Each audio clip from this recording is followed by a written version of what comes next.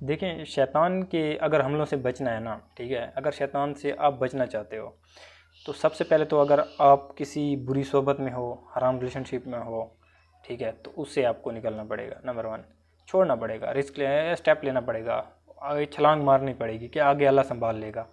تکلیف نظر آ رہی ہوگی کہ وہی میں تو 1 منٹ نہیں رہ سکتی، میں تو 1 منٹ نہیں رہ سکتا، میرے ساتھ کیا ہوگا، یہ ہوگا وہ ہوگا، لیکن اللہ کو پسند ہے نا یہ ایک اسٹیپ لینا، ٹھیک ہے۔ اللہ کے لیے کچھ چھوڑو گے تو اللہ اس سے بہتر عطا کرے گا۔ تو قدم لے لیں، آگے اللہ سنبھال لے گا۔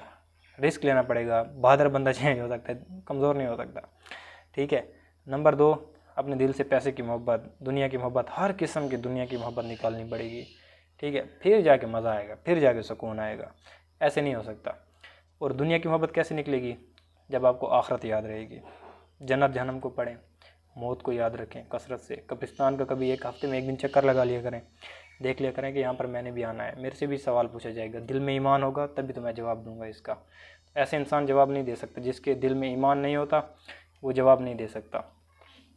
اس کے بعد اپنے آپ کو عاجز بنائیں۔ آپ وسلم اتنے عاجز تھے کہ اگر وہ خشک پتوں پر بھی چلتے تھے تو اس میں سے آواز نہیں آتی تھی۔ اللہ تعالی ہمیں ان سب چیزوں پر عمل کرنے کی توفیق عطا فرمائے۔ السلام علیکم ورحمۃ اللہ۔